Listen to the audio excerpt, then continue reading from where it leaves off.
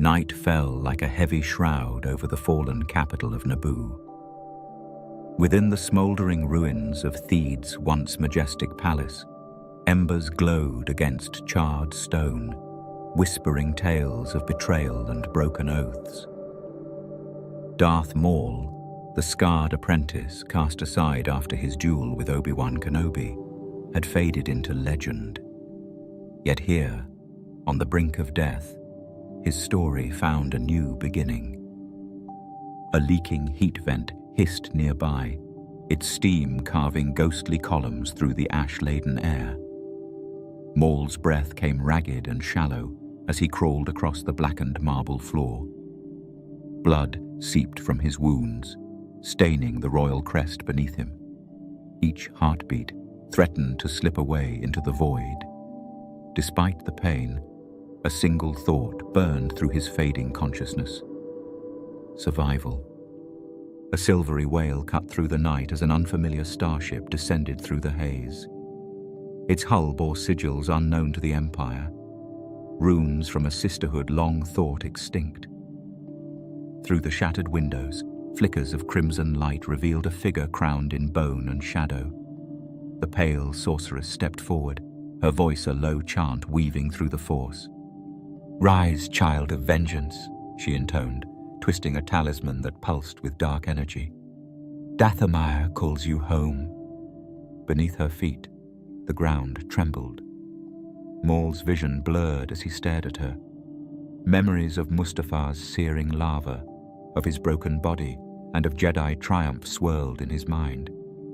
Yet the Night Sister's words cut through the haze, igniting a spark of will he believed long extinguished. A soft hum of machinery and whispered incantations echoed in the ballroom's shadows. Architects of fate moved around the fallen Sith, laying crimson-lit talismans at his side. As the sorceress knelt, she placed her palm against Maul's chest. Lightning like veins of flame rippled beneath his skin, knitting flesh and spirit with threads of the dark side.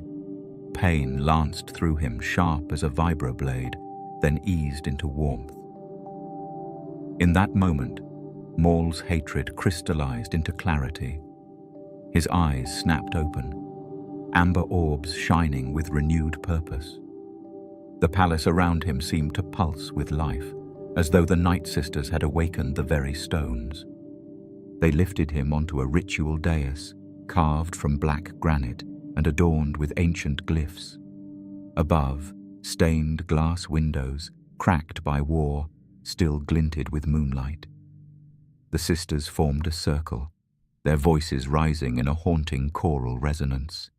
Each chant bound the shadows tighter to Maul's essence, weaving power and pain into a tapestry of resurrection. As the final note faded, the dais glowed. Maul rose unsteadily to his feet, his torn robes replaced by armor of obsidian and bone. Crimson light flickered across his cybernetic limbs, cast in reflection by talismans embedded in his flesh. With every step, the ground seemed to bend to his will, recalling the Force's ancient currents. The Night Sister sorceress studied him, eyes filled with wonder and caution. "You have been reforged in shadow," she whispered. "Now you must choose your path." Maul's voice emerged, low and gravelly. "My path is vengeance." His words echoed through the halls, carrying the weight of broken promises and unfulfilled destinies. Within the palace's rubble, former royal guards turned to ash, lay silent in vigil. Yet in Maul's reborn form, their spectres sensed a new dawn, not one of democracy or justice, but of iron will and relentless purpose. The Night Sister vessel hummed in orbit above Mustafar, its hull carved in jagged runes that pulsed in rhythm with Maul's heartbeat.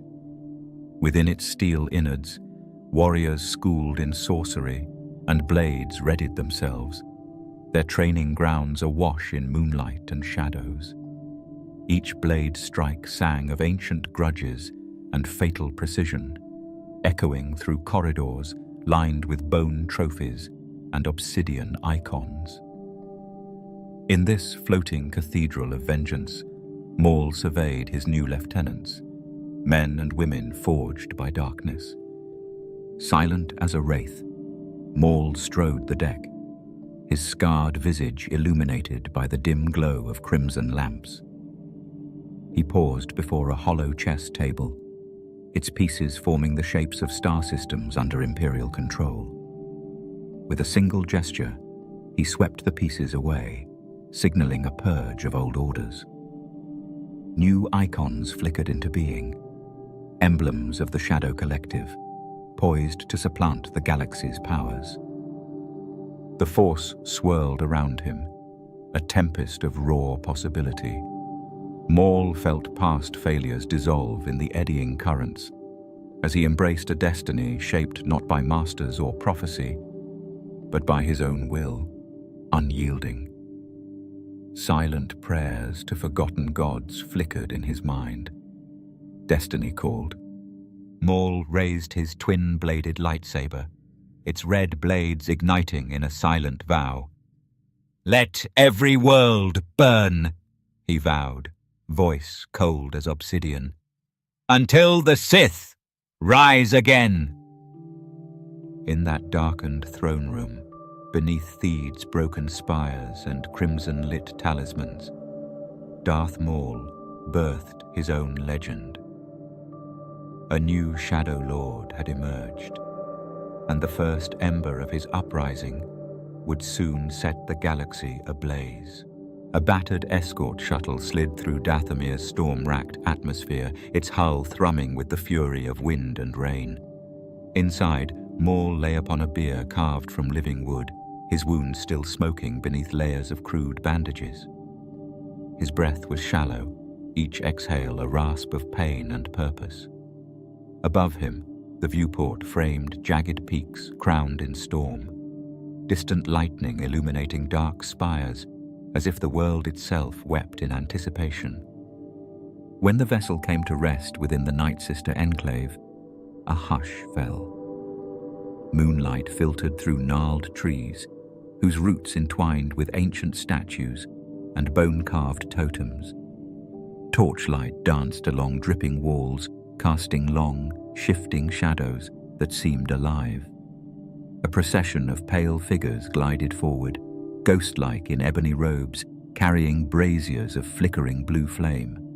At their head strode Mother Talzin, her crown of bone runes gleaming like severed crowns.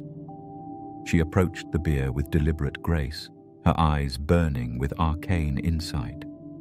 Each step left charred footprints upon the earthen floor. Pausing at Maul's side, she extended a gauntleted hand and traced swirling bone runes in the air, leaving trails of misty light that pulsed with eldritch power. "You have walked through fire and death," she intoned, voice both a whisper and a roar. "Now, the true forging begins." Maul's eyes opened, revealing molten amber orbs. He felt the pull of dark currents beneath Dathomir's skin, ancient rivers of raw force energy waiting to be tamed. Talzin dipped her hand into a bowl of bloodleaf elixir, then dabbed the viscous fluid onto his brow, murmuring syllables older than memory. The liquid glowed, its red tendrils weaving into the scars upon his face. Pain lanced through his skull, bright and searing, as molten light chased away the last fragments of his former self. He gritted his teeth, but did not cry out. Instead, his grip clenched the bier's edge, grounding him as ghostly energies threatened to sweep him into oblivion. Around them, the Night Sisters began their rite. They formed a circle, voices weaving a tapestry of chant that tangled light and shadow. Echoes pulsed through the enclave like distant thunder. On the ground, they had etched a great glyph of intertwined serpents, symbols of life and death, bound as one. At the circle's center, a shallow pit held smoldering coals, the heat warping the air. Talzin knelt by Maul and produced an obsidian dagger carved with icicle runes. With a swift motion, she nicked her palm and let a drop of blood fall into the pit. The coals flared, sending embers swirling like sparks of midnight. "By blood and bone, by night and storm," she intoned, "I bind you to Dathomir's dark embrace." Energy roared outward. The cavern trembled, and roots writhed like living serpents. A wave of midnight blue light burst from the pit, washing over Maul's form. His bandages fell away, revealing flesh and cybernetics fused with glowing talismans. Each scale and graft pulsed in harmony with the Enclave's heartbeat. Maul inhaled deeply, testing his lungs as the darkness settled into his bones.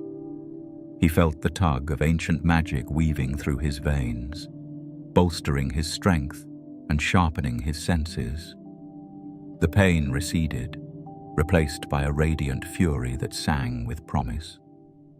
He rose to his feet, armor cracking softly as new layers of enchanted bone and metal snapped into place. Mother Talzin rose as well, her eyes reflecting the afterglow of the ritual. "You are more than weapon," she whispered. "You are the shadow incarnate."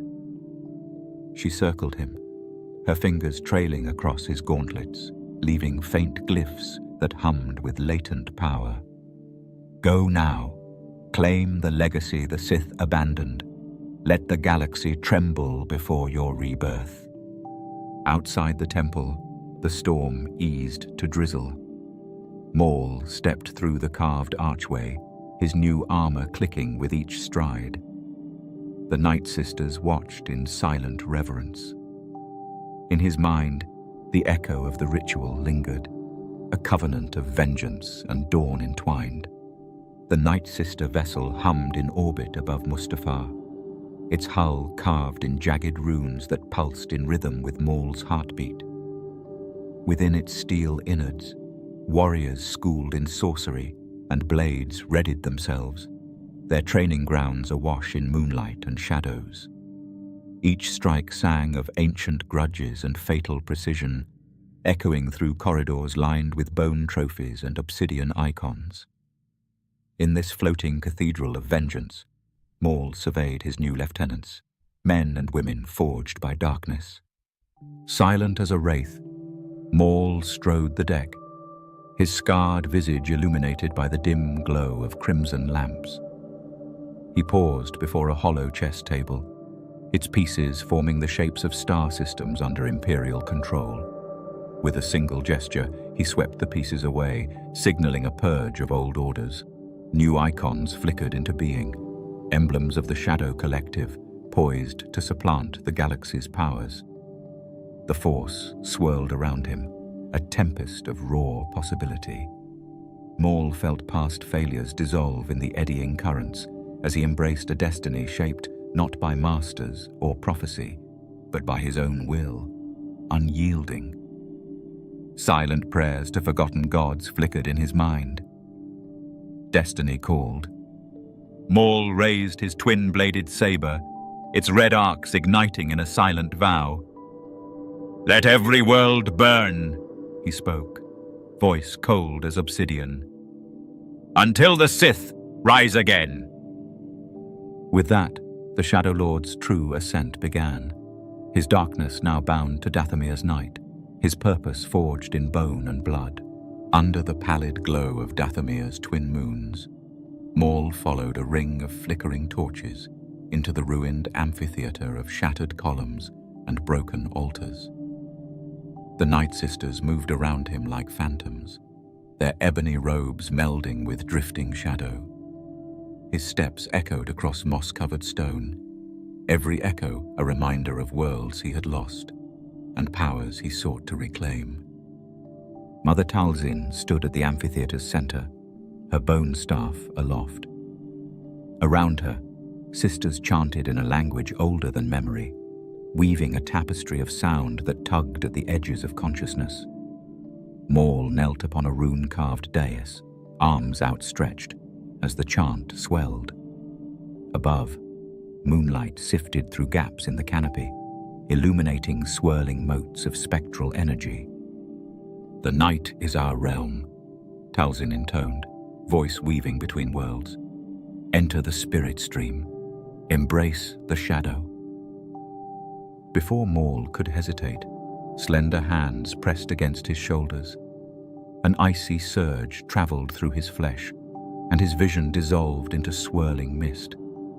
He felt himself pulled inward, away from cold stone and mortal coil, toward a realm where shapes drifted without substance and whispers curled around his mind like living smoke. Phantom silhouettes drifted past. A huntsman's mask, a fallen queen's ruined helm, echoes of ancient Sith lords. Each figure beckoned him deeper into the spirit domain. Maul's senses fractured. He smelled scorched lava, heard distant screams, felt the tug of past betrayals. The force here was raw and untamed, a turbulent sea of forgotten echoes. He summoned his will, reaching for a flicker of presence in the void. With clenched focus, he wove a strand of shadow around his form, tethering mind to flesh. The mists recoiled, recognizing his mastery. Pulses of dark side energy rippled outward, coalescing into an inky aura that wrapped him in living night. An illusory double formed at his side, a shadow avatar born of moonlight and memory. Its eyes glowed crimson, and it mirrored his breathing. With a single gesture, Maul sent the avatar forward. It moved silently, slicing through other phantoms with unseen blades. The spirit realm quaked as the avatar's power bound each spectre to his will, banishing wraith-like forms to oblivion. In the amphitheater, the Night Sisters chanted louder, their voices guiding Maul's journey. Their souls intertwined with his own, each sister lending strength to his ritual. The final phantom, a skeletal warrior draped in tattered robes, charged him with a silent scream. Maul braced himself, gathering shadows into a wreath of black flame. With a roar, he unleashed that nocturnal fire, consuming the phantom and shattering the spirit veil. Suddenly, he toppled backward, plunging from the spirit domain to the cold stone dais. His knees struck hardened glyphs as lightning flickered overhead. The chant halted in a single resonant note. Around him, the Night Sisters stood in silent awe, their gazes lit by the flicker of ritual fire. Talzin stepped forward, her staff resting now at her side. "You have walked between death and night," she whispered. "You have bent spirit and shadow to your command. Rise, child of vengeance." Maul rose, limbs trembling with newfound power. He surveyed the amphitheater. Columns bore fresh glyphs of binding, altars glimmered with darker lights. His triumph felt elemental, as though the very stones had been reshaped by his mastery. He inclined his head to Talzin, eyes blazing with purpose. "The night of the Coven is complete," he rasped. "The world will know true darkness." They had sealed his bond to Dathomir's magic. He could feel the bone runes pulsing beneath his skin, a network of arcane conduits strengthening every nerve. The air around him thrummed with lingering echoes of the ritual, as though the island itself celebrated his rebirth. Outside, the twin moons dipped behind jagged peaks, and Dathomir's storm clouds roiled with renewed fury, an exultant herald. Maul strode through the ruined gallery, each step leaving a transient silhouette drifting in his wake. It was a mark of power, a testament to shadows mastered.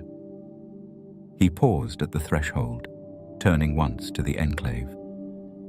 The Night Sisters watched in reverent silence, their silhouettes merging with the bone-carved totems and ancient statues. Without a word, Maul vanished into the night, his mind already plotting the next phase of his ascendancy. Above, the storm rumbled its approval. The Shadow Lord had proven himself, and the nights ahead would tremble before his will. After mastering the nights and shadows of Dathomir's Coven, Maul slipped beyond ancient gates into the starless void. Storm winds still roared in his ears as he boarded a launch, leaving bone icons and chanting sisters behind. Each mile through hyperspace resounded with the cataclysmic power he had claimed. His destination lay in the Outer Rim's forgotten sectors, a place ruled by credits and fear. He arrived at a hollowed starship hangar on Florum, its cavernous interior lit by flickering neon syndicate sigils. Rusted girders arched overhead like the ribs of a fallen beast. Oil-slick floors reflected the garish glow, turning every step into a waltz of color and darkness. Dozens of crates stamped with gang emblems were stacked against walls, while corridors branching into the Undercity beckoned like hungry mouths. In the hangar's heart, a semicircle of underworld figures awaited. Hut slumlords in glasswalkers paced with sluggish menace. Twi'lek crime chiefs leaned against magnetic pylons. Dugs from the Valley clan murmured in guttural tones. None dared move as Maul descended onto the polished deck, his presence a living void that drew all light into his crimson eyes. A Hut matriarch, chains of spice smoke curling around her, crooned in Hutesa. "You bring power, pit dweller," she rasped. "But why betray our pacts?" Maul's voice was a graveled whisper. "Your spice networks thrive on profit, but profit can be stolen. Join me, and your warehouses will overflow with treasure beyond imagination." He extended an armored hand, talismans glinting beneath his gauntlet. Beside her, a masked human from Black Sun stepped forward, her eyes glowing behind mirrored lenses. "What proof of strength?" she demanded. Maul crouched, chanting words that twisted the force around them like living threads. The platform quaked as shadows writhed, forming a vortex of ink that responded to his command. The Black Sun envoy inclined her head, sealing her loyalty. A representative of the Pike Syndicate floated in his repulsor lift chair, his chrome gauntlets tapping a staccato beat. He offered spice yields and freighter lanes in exchange for lethal escorts and shadow routes. Maul agreed, his words concise. "Your fleets protect my commerce. In return, I carve dominion with your codes." The Pike's trade cords hummed approval. They formed the nucleus of a new order. Maul guided them to a hollow-etched table at the hangar's center. With a gesture, he traced interlocking blades, a neon emblem that glowed like a bleeding star. Each lord touched the table in turn, pledging fealty. Their voices rose in unison. "In shadow we bind, in vengeance we rise." The neon bled across the deck, branding each promise in vibrant light. A circle of neon flickered around them, casting elongated silhouettes on steel supports. Maul intoned the vow in Dathomiri dialect, syllables like smoldering embers. The crime lords repeated the oath, their words fusing into the air like living graffiti. The force pulsed as bone runes materialized along Maul's gauntlets, arcane conduits amplifying loyalty. With the ritual complete, the assembled syndicates mobilized across Imperial space, smuggling arms to rebel cells, siphoning credits from the Senate, and sowing discord within the fleet. Their first mission targeted an ISD-class cruiser's cargo manifest, enough to cripple Imperial coffers and send a message to every quadrant. Maul surveyed the Shadow Collective, its neon sigils dancing on rusted hulls. He exhaled deliberately, eyes narrowing in satisfaction. "Go," he commanded. prove the night belongs to those who wield it. As the crime lords dispersed into the hangar's gloom, Maul vanished among shifting shadows, already plotting the next stroke of his empire's rise. The galaxy would soon tremble under the weight of his growing dominion, deeply, inevitably. With the Shadow Collective's neon sigils blazing across the outer rim, Maul's ambition turned to Mandalore, a world scarred by clan feuds, yet brimming with martial legacy. Under blood-red skies, he descended upon Sundari's shattered capital, where Beskar-forged helmets gleamed beneath storms, tinted like molten embers. Spired palaces loomed above fractured courtyards, and every step echoed the clang of training blades as rival houses prepared for civil war. Maul surveyed the scene from Widow's Peak and recalled Talzin's words, "Strength must be tempered by unity." His approach to the great plaza was silent, shadowed by his black cloak. Below, clan banners, Death Watch's angular maw, the Night Owl's curved moon, the ruling clan's jagged crest, snapped in the wind. Each emblem carried ancient grudges and fresh wounds. The courtyard's center hosted a fractured council fire, sparks dancing like restless ghosts. Maul stepped forward. "You quarrel while the galaxy shifts," he intoned. "Stand with me, and Mandalore will command the fate of star systems." His voice, low and relentless, drew the clan's wary gazes. The Death Watch warlord, clad in vertex-edged armor, spat disdain. "Why kneel to a stranger?" His words jabbed at Maul's claim. Maul met his glare evenly. "I offer power forged by darkness and loyalty, an empire reborn through our union." He ignited his double saber, its red arcs reflecting in the warlord's visor. A Night Owl's commander, her helmet crowned with a silver crescent, advanced. "Satine's Mandalore was free," she said. Maul's reply was a growl. "Freedom without strength is ash upon the wind. Together, we reclaim our legacy." He outlined strategic gains, control of mining worlds, blockade of Imperial supply lines, defense pacts that would ensure Mandalorian supremacy. As debate spiraled, Maul slipped away into the tunnels beneath the palace. There, hidden sigil-bearers of the Shadow Collective moved through secret passages, sowing discord. They severed crucial communication relays and dispatched encoded threats: betray your rivals or face ruin. Explosions rattled the halls. Confusion blossomed into panic. Above, the clans flinched at each tremor. When Maul re-emerged beside the council fire, the warlord's challenge rang hollow. "You shape the battlefield without a blade," he muttered. Maul smiled thinly. "My influence runs deeper than blood." He then extended a hand toward the remaining holdouts. With a swift motion, he revealed hollow data, capturing each clan's treachery: smuggler bribes, hidden assassinations, broken oaths. The evidence drifted in mid-air like judgment scales. One by one, clan leaders lowered their weapons, faces etched with shame and fear. The Night Owl's commander stepped forward, her voice steady. "We submit to your vision, Shadow Lord." She crushed her helmet against the dais, its Beskar sheen cracking beneath her fist. Others followed, heralding a pact written in allegiance rather than blood. Maul sheathed his saber, letting its glow fade. "Mandalore will rise again," he proclaimed, "bound by honor, wielded by strength." Beneath the blood-red sky, the clans knelt.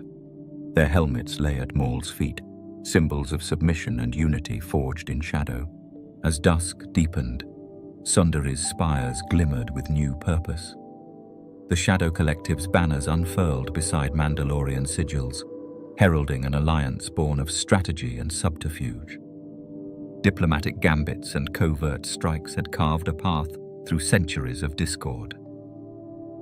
Maul watched the fractured realm bow to his will. In that moment, Mandalore's reach extended far beyond its crimson horizon, toward a destiny shaped by the rising power of the Shadow Lord. Under the veil of a moonless night, on Nal Hutter's polluted canals, Maul and his covert envoy slipped into the Hutt cartel's spice docks. Neon lamplights fought through oily haze, their sickly glow casting wavering reflections on black water. The stench of rot and diesel clung to every surface, mingling with the sweet tang of Hutt spice that drifted from sealed crates. Here, the galaxy's darkest merchants conducted their trade in gold and fear.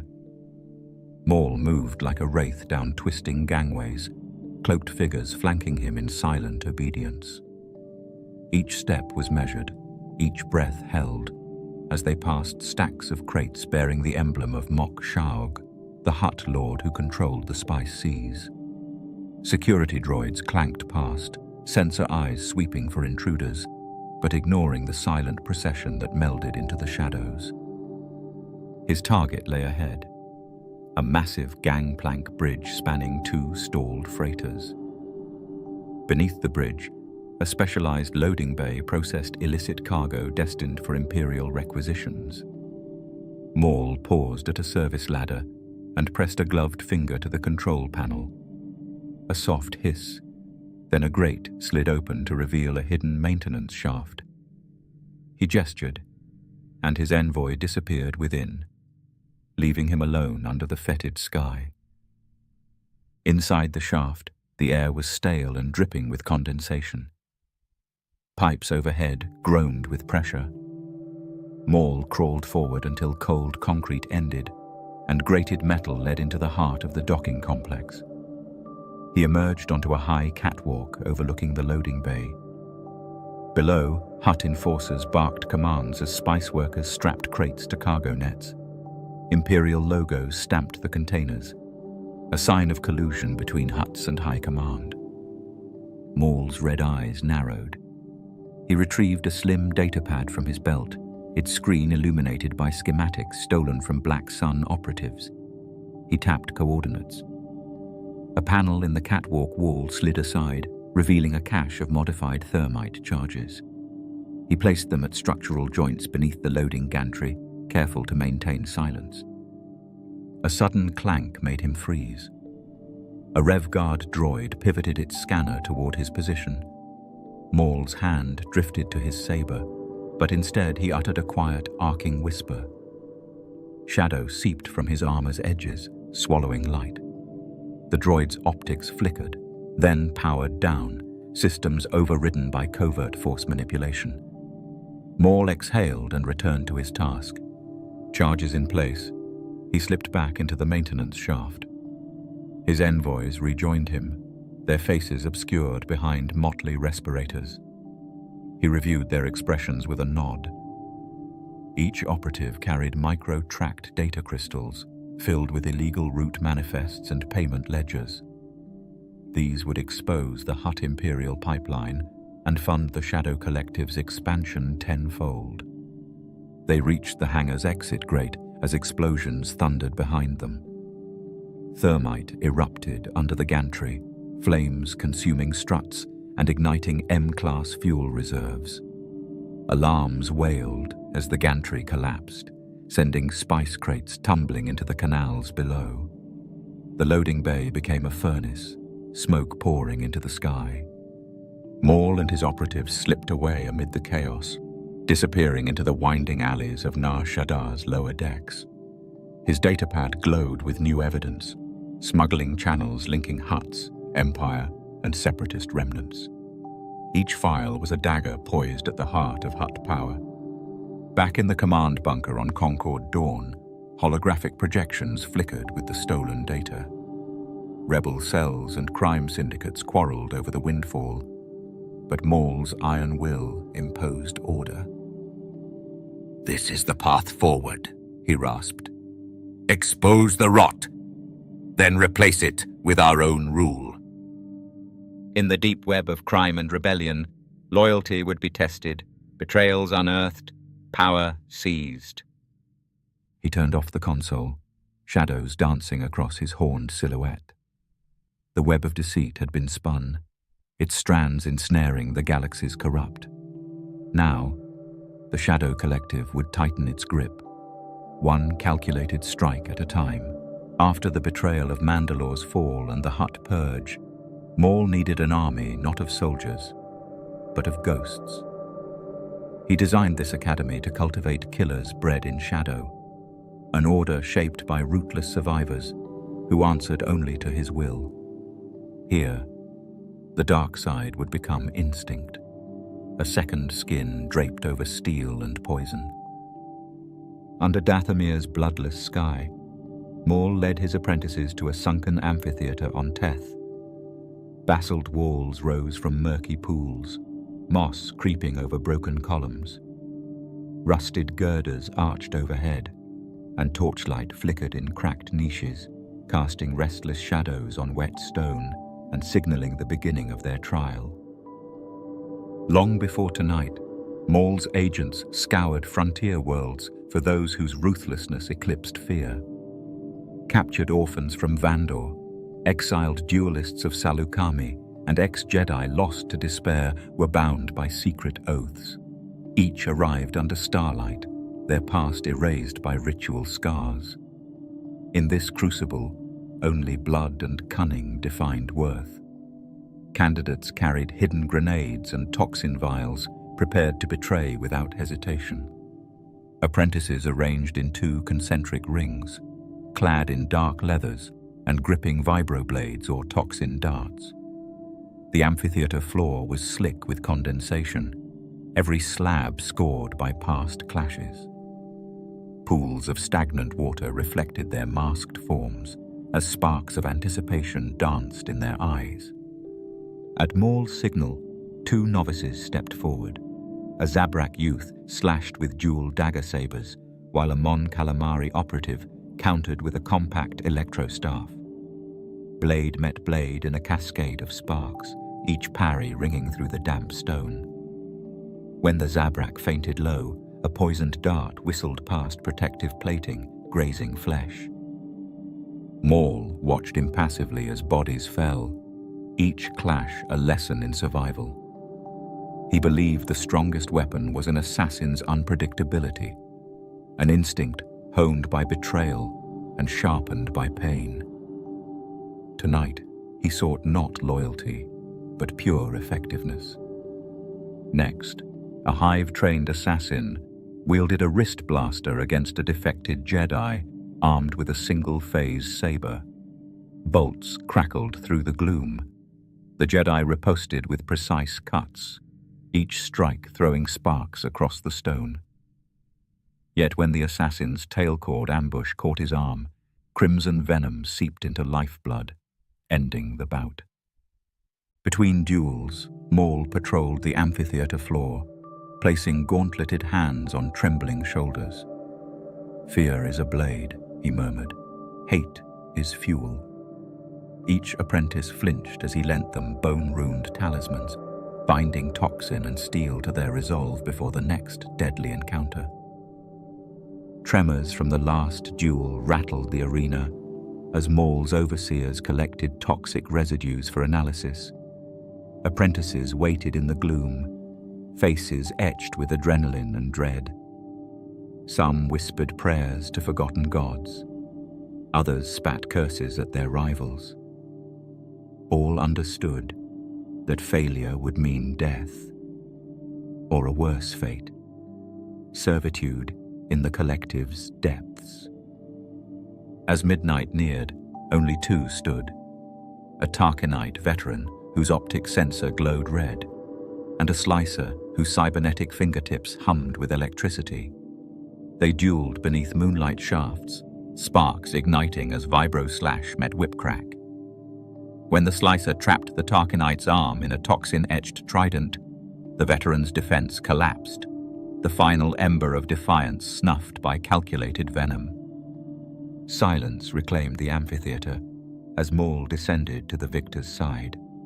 He offered a gauntleted hand, its runes flickering in torchlight. "Rise, assassin," he intoned. "You are the blade in my shadow." The apprentice rose, face obscured by mask, pledged fealty as a new era of killers took shape. A quenched saber's spark hovered in still air. The Shadow Collective had its deadliest weapon. Outside, storms rumbled, heralding Maul's next strike into the galaxy's heart. Death follows swiftly. No corner will be spared forever. Embrace the void. Having unleashed his first wave of assassins, Maul sought to rekindle the fervor that had once nearly consumed him. He embarked on a pilgrimage back to Mustafar's volcanic crucible, the place of his greatest defeat and rebirth. Endless fields of molten rock stretched beneath blood-tinged skies, rivers of glowing magma carving blackened paths through shattered terrain. The air shimmered with heat, heavy with the scent of sulfur and ash.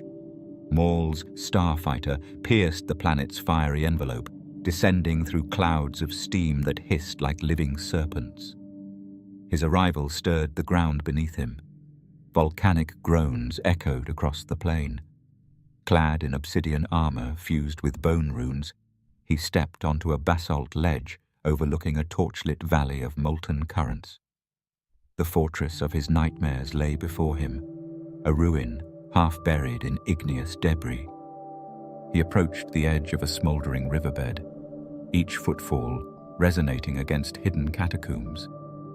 The ground vibrated as magma gurgled beneath cracked stone. Memories welled, the searing heat, the loss of flesh and ambition, Obi-Wan's final strike. Pain raced through his nerves as if the lava still burned his veins. Yet hatred nodded in his chest, emboldening his resolve. Maul produced a small hollow projector from a hip pouch and activated it. A flickering image of his broken form shimmered in the air, scorched plate, exposed nerves, shattered mind. He projected it onto the volcanic lake, where it reflected in the fiery surface, rippling with each tremor. "I have risen from your ashes," he whispered, "and now I shape destiny." He ignited his double-bladed saber and plunged its red arcs into the river's edge. Sparks danced as blade met rock, steam hissing. The ground cracked, molten veins exposed, sending waves of heat washing over him. He raised his voice in a whispered vow. "This world, this galaxy, they will tremble under my will." Suddenly, the force shimmered around him, fragments of past and future colliding in his mind. Shades of his former self appeared, the boy from Tatooine, the zealot apprentice, the warlord reborn. Each visage spoke in silent accusation. "What have you become?" Maul closed his eyes and let the echoes swirl, then drew them inward. He exhaled, slicing the illusions away like a lightsaber through smoke. He began a slow ritual walk through the lava scorches. At each marker, a charred temple ruin, a collapsed walkway. They had fallen before. He placed outre daggers carved with Night Sister runes into molten cracks, embedding them as silent sentinels. With each blade planted, he reclaimed a piece of his past, transforming defeat into power. Rising, he summoned Dathomir's specters. Echoes of Night Sister chants guided him, offering inheritance of dark knowledge. He reopened the hollow projector, uploading ritual data to the collective's archives, including coordinates to ore veins rich with mythic metals. By the final marker, dawn's red glow brushed the horizon. Maul had completed his circuit around Mustafar's heart. The rivers of fire no longer intimidated him. They served as lifeblood for his vengeance. He gazed at the rising sun, its twin discs bleeding orange across the post-volcanic haze. With renewed purpose, Maul activated his comlink. "Prepare the fleet," he commanded. "Tonight, we set our next course." Beneath him, volcanoes rumbled in approval. Echoes of Mustafar had not just reminded him of pain, they had forged a lesson in supremacy. Behind him, the Night Sister vessel still hovered. Talzin's voice echoed in his mind. "Remember, child, vengeance is a path without end." He nodded, the vow sealed in fire and memory. Clambering back to his ship, Maul cast one final look at the smoldering riverbeds and simmering spires. The planet bore witness to his transformation and now stood as a monument to his wrath. The Shadow Lord would carry these echoes of fire across the stars. Fresh from Mustafar's fiery trial, Maul charted a course to Malachor, the shattered world of ancient Sith ruin and cataclysmic power. His fleet slipped through the dark rift of hyperspace and emerged above a planet scarred by millennia of war. Jagged mountains rose like teeth from ash-choked plains. Lightning arced through blood-red clouds, as though the planet itself bled. This was a world forsaken, perfect for a hidden fortress. The flagship descended into the ruins of an old Sith temple, its walls fractured, its spires toppled into dust. Cracked holocrons lay scattered among the wreckage, their holograms flickering with half-remembered knowledge. Maul stood on the observation deck, crimson blades sheathed, gaze fixed on the desolation below. Each fractured glyph and shattered crystal whispered of betrayals, failed empires, and buried sorrows. It was a fitting foundation for his bastion of exiles. Within hours, landing barges disgorged squads of engineers, Night Sister enforcers, and Shadow Collective mercenaries. They moved like shadows across the temple's cavernous courtyards, clearing rubble and erecting barricades. Ancient corridors became armories, their walls reinforced with Beskar plating and scented with incense distilled from Dathomir's night flowers. In the heart of the temple's main hall, tactical holo displays hovered, mapping both Imperial flight paths and Jedi patrol routes. Maul oversaw the fortification personally. He and select lieutenants threaded wards of bone-runed talismans into door frames and windows. They installed concealed turbo-laser batteries in vaulted chambers, their barrels aligned toward the skies. Technicians burrowed under cracked foundations, planting seismic charges and sensor arrays tuned to detect force signatures. Every fallen Sith holocron was reborn as a node of occult power, its twisted crystal reprogrammed to amplify defensive wards rather than knowledge. Word spread among malcontents in the Outer Rim.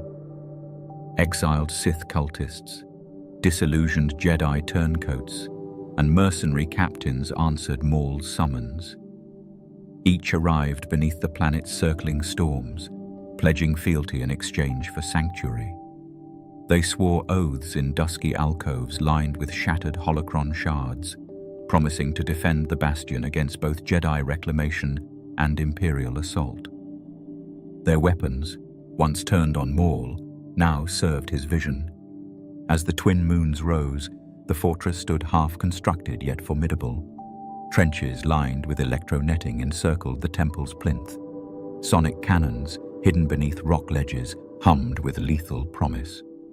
Droid sentries patrolled tunnel mouths, their optics gleaming with programmed suspicion. Autonomous turrets crouched behind shattered statues, ready to scan for any movement. Above all, the Force itself was harnessed. Tendrils of dark side energy woven into the very mortar. A contingent of Jedi scouts dared to probe the defenses, slipping under swirling ash. They sensed the unnatural hush, the muted hum of power. One consulted with his master via holocom, and almost at once, they vanished, detoured by false readings and phantom echoes conjured by the holocron wards. In Imperial space, Star Destroyers adjusted their orbits, perplexed by the sudden disappearance of communications outposts. The Empire, fearing rebellion, hesitated to investigate a world so thoroughly abandoned. Maul convened his council in the temple's central chamber, where a shattered hollow projector cast ghostly lights on broken columns. He traced a scarred sculpture of the ancient Sith, declaring, "Here we stand between ruin and rebirth. No Jedi or stormtrooper shall breach these walls." His voice echoed off basalt pillars, and a chorus of pledges rose in response. At dawn, the first full garrison assembled on the temple's terraces. The Exiles, armed with vibroblades, blaster carbines, and rare Night Sister catalysts, lined the ramparts beneath banners bearing the Shadow Collective's neon emblem. They were exiles no more, but the defenders of a sovereign bastion born in darkness. From his vantage, Maul stared across the war-torn plain. Lightning flashed behind the broken spires, illuminating the fortress in stark relief. The Bastion of Exiles was no mere refuge. It was the cornerstone of his rising dominion. Within these walls, Sith vengeance and criminal cunning intertwined, forging a power immune to both Jedi compassion and Imperial decree. As thunder rolled through the cracked temple domes, Maul's silhouette stood unmoved. Malakor's storms roared their approval. The Bastion of Exiles was complete, and the galaxy would soon tremble before its gates.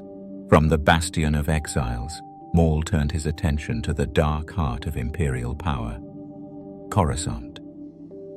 He knew the loyalty of crime lords and exiles would count for little without the secrets buried in the Senate archives.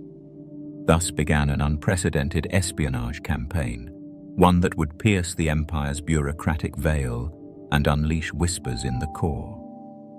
Under cover of night, a team of slicers and shadow agents descended into Coruscant's twisting undercity. Their entry point was a disused maintenance shaft beneath the Senate Tower, sealed since the Clone Wars. Ancient glyphs and rusted plating marked their path, and the flicker of lights overhead revealed storm drains that carried acid rain to neon-lit channels. The air smelled of ozone and recycled air, a sign they had entered high-security zones. Within hours, the infiltration team stood in a corridor behind the Senate's restricted wing, passcodes stolen from Imperial nobles and planted by sleeper agents. They moved swiftly, evading patrols of clerical droids and disapproval glances from prefectural guards. At a sealed door, a human slicer accessed a hidden console. Flickering hollow archives blinked to life, their icons dancing across the air in stuttering light. Behind them lay the Senate's private billing records and force-sensitive personnel files. Data flowed through fiber optic conduits as clandestine audio relays swallowed the roars of debate from above. Each whisper of negotiation over credits, each hush of an Imperial commissioner pleading for amnesty was recorded and catalogued. A Twi'lek operative tapped encrypted drives as an Ithorian technician rerouted security feeds, replacing real-time images with looping fragments of empty corridors. Together, they rewrote the archive logs to mask intrusion. Beyond data theft, they installed sleeper scripts in Senate voting droids, tainting outcomes and delaying key legislation. Each whisper they planted would soon bloom into fatal hidden suspicion when the Empire least expected. Meanwhile, Maul observed from his command nexus, hollow displays casting ghostly reflections on his horned silhouette. He'd woven alliances among Mandalorians and Hutts to keep the Empire distracted. Now, information would shiver its foundations.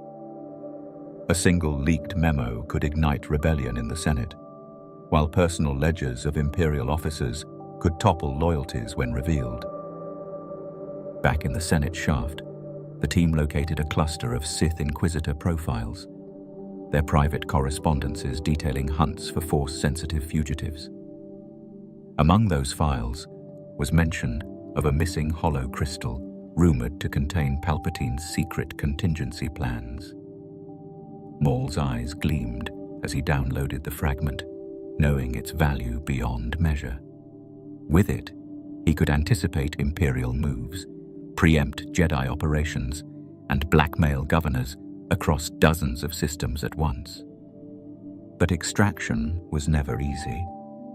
As the data transfer neared completion, a secondary security sweep deployed defensive Sentinel droids to the archive chamber. Red sensors flared as the droids advanced. The slicer cast a smokescreen grenade. Flickering blue haze filled the corridor. The Ithorian yanked open the sealed bulkhead and gestured for retreat.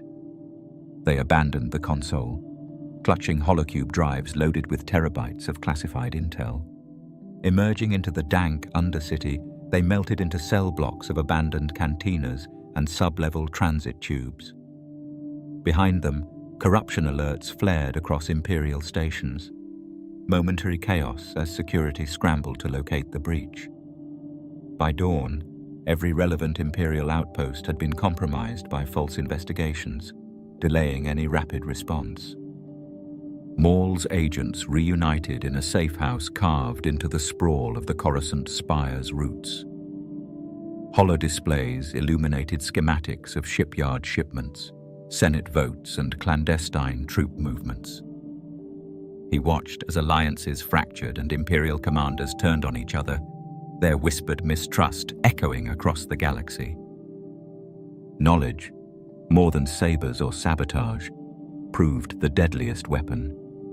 With it, the Shadow Collective wove dissension at every level of power, and as the first tendrils of rebellion took root in distant systems, Maul's domain extended invisible through Coruscant's corridors of deceit.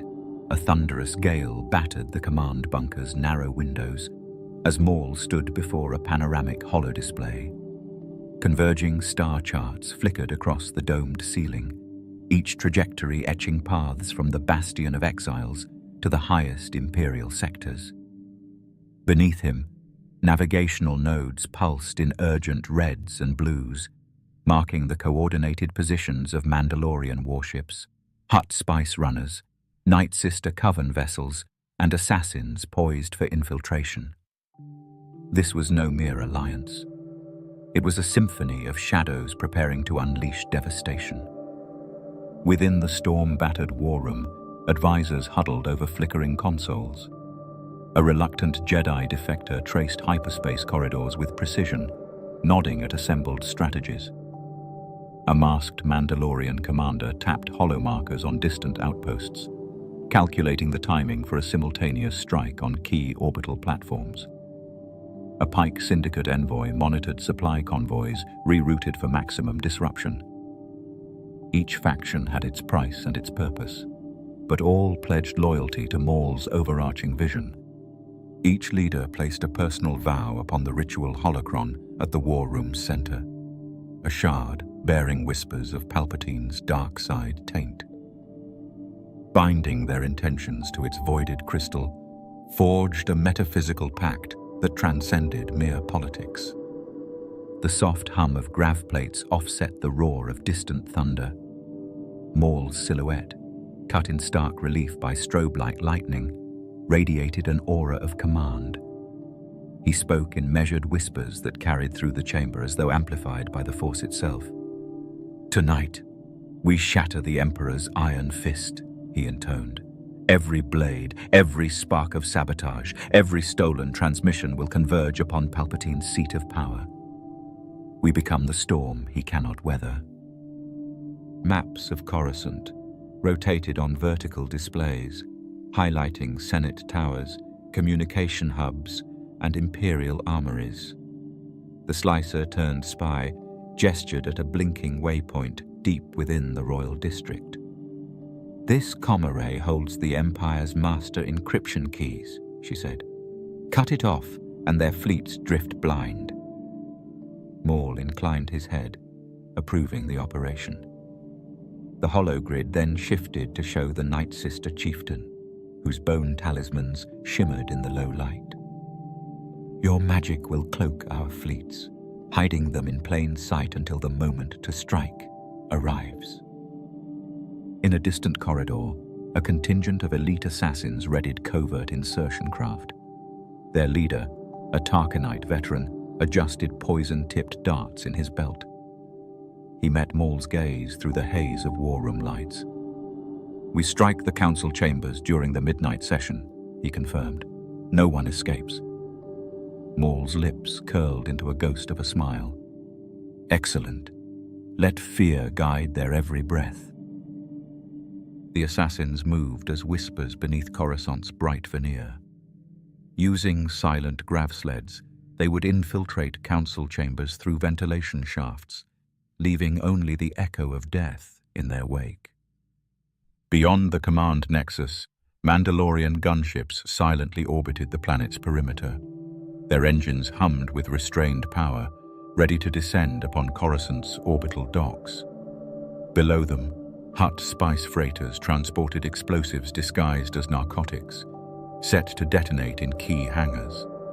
Night Sister vessels lurked above low traffic lanes, prepared to ambush Imperial interceptors with spectral illusions and bone-charged sorcery. In the heart of the war room, Maul accessed a hidden sublayer of the hollow interface. A secret dossier emerged. Locations of Jedi enclaves scattered in the outer rim. Each would be targeted with surgical precision to prevent any interference. "The Jedi must be extinguished first," he declared. "Only then can the Empire fall." A former Jedi consul, now broken by doubt, whispered an assent that echoed with reluctant conviction. In a quiet alcove, engineers monitored data streams. Transmissions scrambled, encryption keys overwritten, PSYOPS channels hijacked. Code injections sowed discord within Imperial ranks, and the galaxy's core trembled at each ripple. Lightning flashed, casting staccato illumination across the assembled leaders. The storm outside mirrored the tempest they had summoned within. Maul raised his double saber. The red blades ignited, casting fiery shadows on cracked consoles. "Let the galaxy awaken to our call," he thundered. The factions answered in unison. A chorus of strategic confirms, activation codes, and whispered oaths. The gathering storm had coalesced into an unstoppable force. As Maul deactivated the saber, the war room's lights dimmed, replaced by an ominous glow cast by millions of data points locked and ready. Each pulse signified a unit mobilized, a sabotage set, a spy in place. The network extended from the molten spires of Mustafar to the frozen depths of Malachor, from Corellia's shipyards to the Senate's hidden back rooms. None could escape the coming wrath. Maul stepped away from the hollow board and toward the chamber's threshold. Advisors and commanders followed, their faces illuminated by the dying embers of the display. Outside, the storm reached a crescendo, a roar of wind and rain that rattled the bunker's foundations. He paused and looked each leader in the eye, sealing their resolve with a final command. "Begin." The war room erupted into orchestrated chaos. Plans dispatched, fleets unmasked, assassins deployed. As the first command codes rippled through hyperspace, Maul turned toward the windows. Lightning split the sky, revealing the distant glow of Coruscant's cityscape. In that flash, he saw not a world ruled by tyranny, but one on the brink of rebirth. A realm poised to bow before his storm. With Palpatine's death echoing through the corridors of power, the galaxy teeters on the brink. Senate halls fracture in panic. Underworld syndicates maneuver for advantage, and surviving Jedi whisper hopes of restoration. In this void, Maul ascends to the throne's shadow, his will reshaping the Empire itself. Lightning crackled through the vast Sith throne room, striking the scorched columns that framed a shattered dais. Walls lined with obsidian panels glittered with residual sparks, and the shattered throne itself lay in splinters. In that ruin, Palpatine sat draped in regal black robes, his gaze as cold and unyielding as the void. Each breath he took sent ripples through the threads of the dark side, a symphony of malevolence waiting to be conducted. The air was thick with the residue of ancient rituals, oil-scented incense long burned to ash, mingling with scorched metal. Every footstep echoed like a death knell, reminding all who entered that only the strongest would claim dominion over this citadel of despair. Surrounded by converging torrents of energy, the Emperor's voice echoed like distant thunder. "You dare challenge my reign, Shadow Lord?" His words dripped with contempt and amusement. "I have mastered the Force itself. Your feeble schemes crumble before my will." He extended a gnarled hand, lightning arcing from fingertips to the cracked floor, searing black veins into the polished stone. His horns caught the flicker, their sharp edges gleaming like obsidian daggers, and his voice carried the weight of 1,000 betrayals. Each step was a vow to supplant the fallen ruler, to harness a power greater than any apprentice dared imagine. Maul stepped from the shadows, his silhouette bathed in intermittent flares of arc lightning.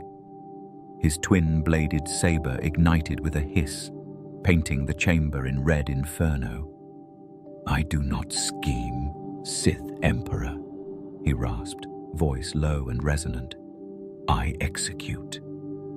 His blades spun in dual arcs, casting fleeting reflections on broken columns. Magic and machinery collided in the swirling storm of the Force. Dust and obsidian shards danced around them, drawn into the tempest by raw energy.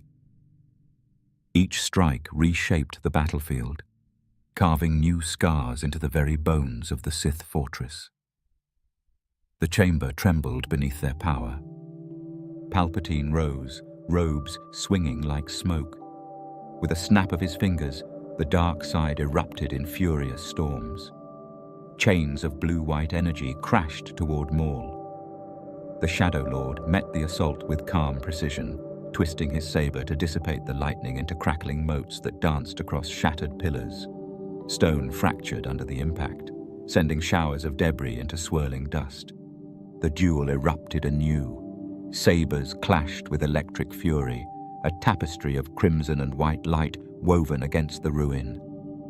Maul advanced in a blur of lethal grace, each thrust a promise of ruin.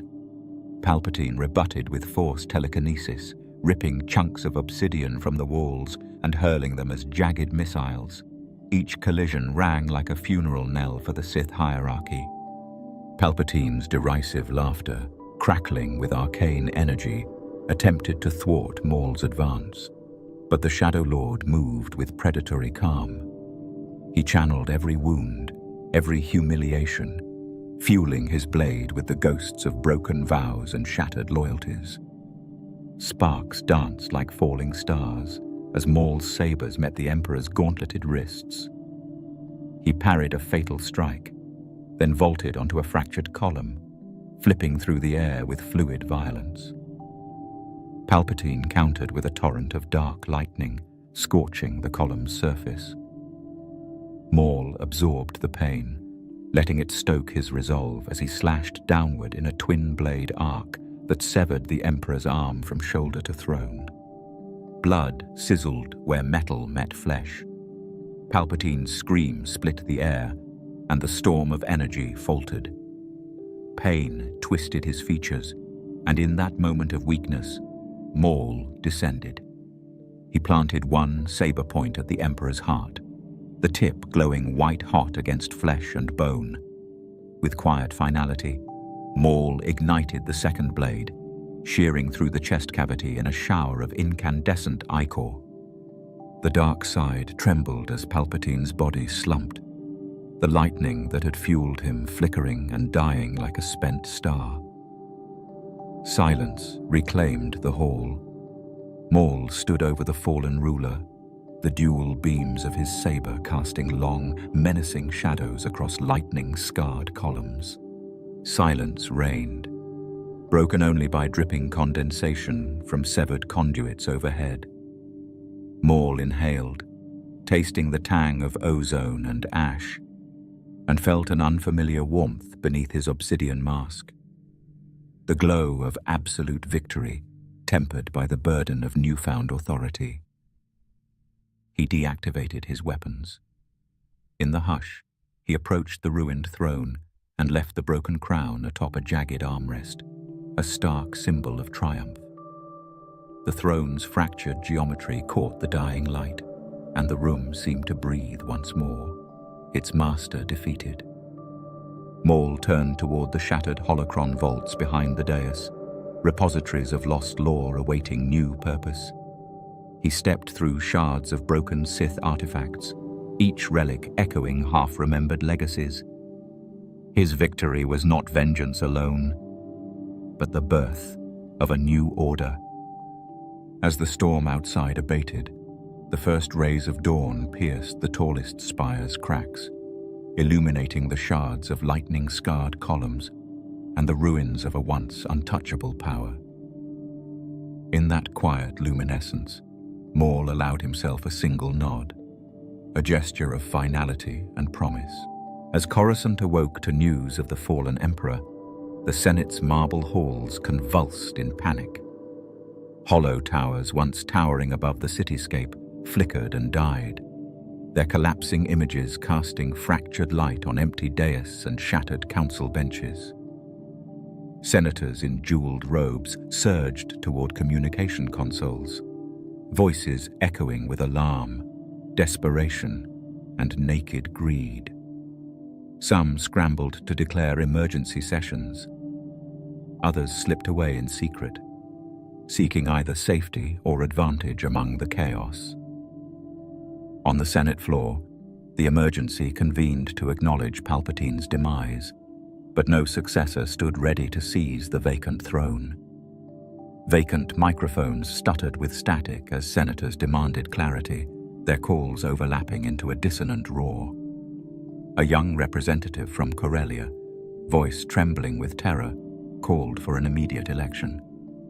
A veteran envoy from Korulag countered, shouting that no lawful transition could occur until the Sith contingency codes were delivered from Imperial vaults. Each echoing claim collided and disintegrated into confusion, silencing the next, until only chaos reigned supreme. Above, the remains of Imperial holoplexes collapsed in arcs of violent electric discharge. Data shards rained through the lower levels like incandescent fireflies, illuminating alleyways and deserted streets. They carried with them fragments of secrets once locked away. Jedi purge timetables, clone mobilization orders, secret shipyard projects, and encrypted correspondence between Sith loyalists. As the dust settled on the fallen spires, crime syndicates and rebel cells seized the fragments eagerly, trading them for weapons, territory, and sanctuary in the brewing storm.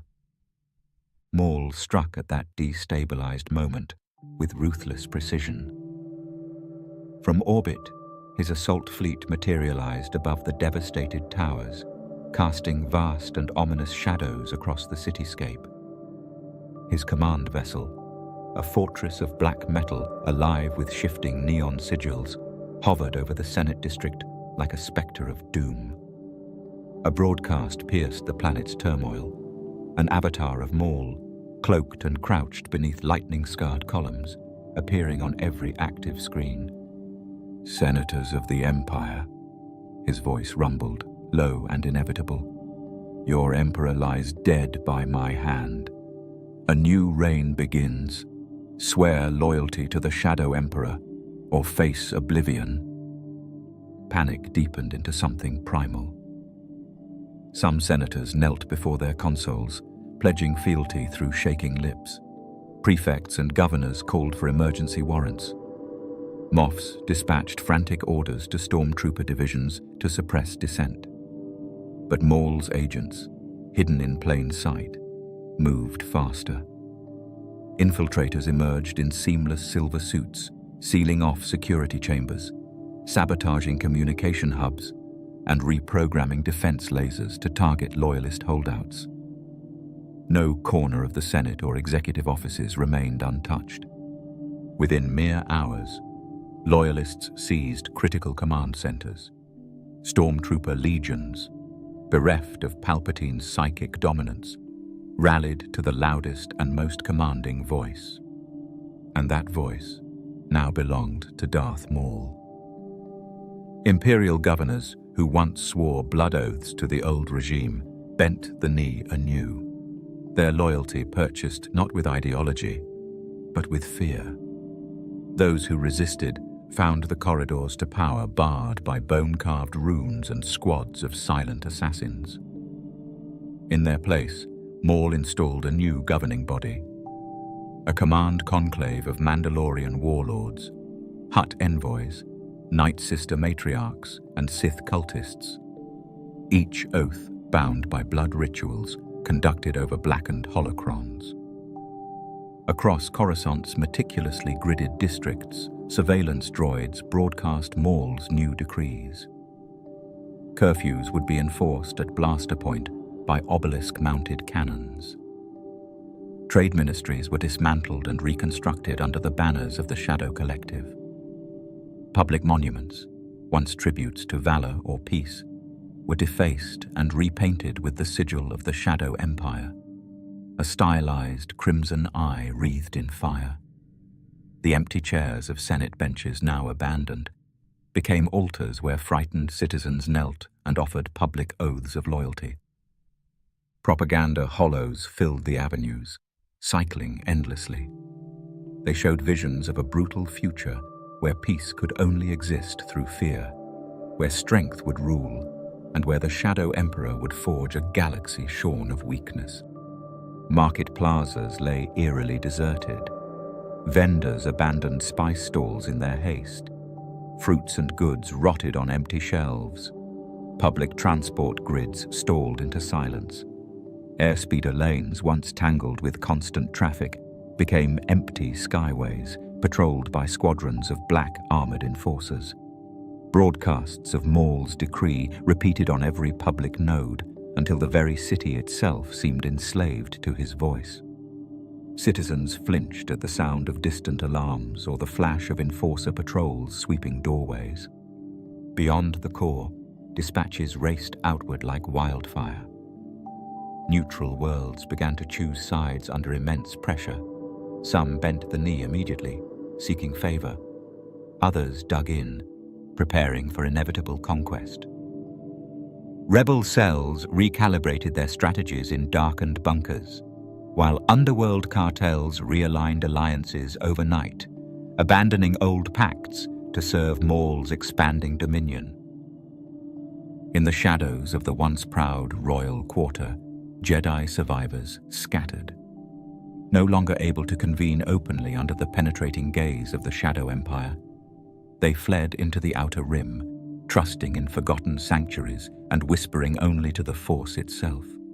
Yet even the Force felt distant now, its currents bent and twisted under the suffocating might of Maul's dominance. In the shattered Senate chamber, beneath a ceiling blackened by fire, Maul's new command conclave convened. Around a massive obsidian table inscribed with ancient Sith runes, the galaxy's new architects plotted their dark designs. They spoke in hushed, ruthless tones, voices tempered not by hope, but by hunger for survival and conquest. By night's end, Coruscant had become a different world. The neon vibrancy was gone, replaced by the blood-red glare of an empire reborn in fear. The air crackled with residual currents from the collapse of the hollow towers. The cries of the exiled echoed through abandoned avenues.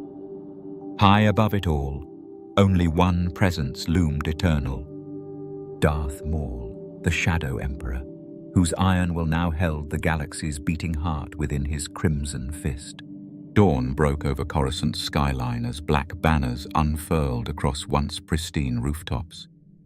Emblazoned with the Shadow Collective sigil, a crimson star within a gaping void.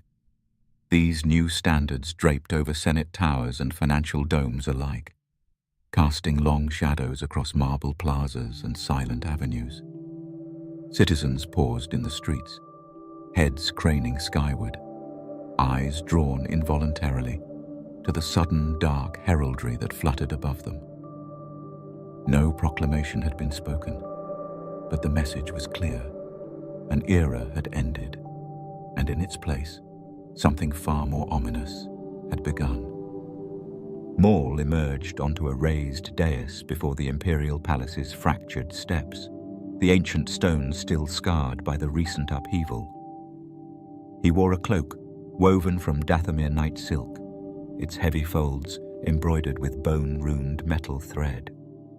Under the twin suns' pale and cold light, ceremonial blades of gleaming crimson were presented at his feet, symbols of power reforged through blood, betrayal, and conquest. His ascent had been swift. This moment would mark the final seal upon the Empire's rebirth in shadow. The grand coronation commenced with a reverent hush, the thick air broken only by the somber footfalls of his sworn vassals. Mandalorian warlords in angular, battle-scarred armor knelt at the dais's edge, their iron visages unbowed yet obedient. Hutt envoys oozed ceremonial words of allegiance from within jeweled palanquins, while Night Sister sorceresses circled the steps, chanting ancient invocations that curled like mist through the square. A choir of ex-Jedi defectors, clad in muted robes, intoned a grim hymn in a minor key, its haunting notes echoing against lightning-scorched columns. One by one, Maul lifted the crimson ceremonial blades, laying them against his shoulders with ritual precision, sealing covenants of conquest, unity, and dominion. Each blade bore marks of the old galaxy's factions, now symbolically claimed under his rule. From hidden holocams, every corner of the galaxy bore witness. The ceremony broadcast across 1,000 systems. Imperial spires on Dathomir's sister worlds gleamed under improvised projection arrays. In the mining colonies of Kessel, workers froze mid-shift as the Shadow Emperor's image filled their holoscreens. Scattered Outer Rim governors watched in uneasy silence. Propaganda slicers spliced the footage into Senate archives, overwriting history in real time, grafting Maul's lineage directly onto the Imperial record. A grand procession followed, winding through the fractured halls and into the palace's inner courtyard, where a throne of carved obsidian awaited beneath a canopy of twisted steel and broken banners. As Maul ascended, Night Sister lanterns ignited in unison, releasing tendrils of spectral flame that painted the courtyard in ghostly hues. Newly installed murals adorned the surrounding walls, depicting Maul's rise. Past emperors shone as shattered, crumbling idols crushed beneath his outstretched hand. The air hummed with anticipation and dread as thousands gathered, kneeling on obsidian tiles, paved with ancient Sith runes that pulsed faintly underfoot. Maul spoke then, his tone both calm and thunderous, as if the stones themselves bore witness. The age of false rulers is ended. Today, the galaxy's fate belongs to those who embrace the night. As his words echoed across the courtyard, hollow activations sprang to life. Data streams cascaded down the palace walls, displaying newly issued justice decrees, sweeping social mandates, and ambitious public works, all emblazoned with the Shadow Emperor's sigil. There would be no mistaking who held the future. Banks and mints across Coruscant were immediately commandeered, their vaults repurposed to issue new credits stamped with the Shadow Collective's emblem. Old currency bearing Palpatine's stern visage was systematically incinerated. Identification protocols were restructured. Genetic scanners and bone-runed talismans authenticated citizen loyalty, while registry records were purged of those deemed rebels, Force users, or Jedi sympathizers.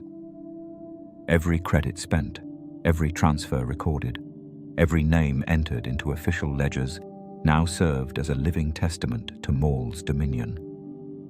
Temples once hallowed to the Jedi Order were seized and repurposed as indoctrination centers.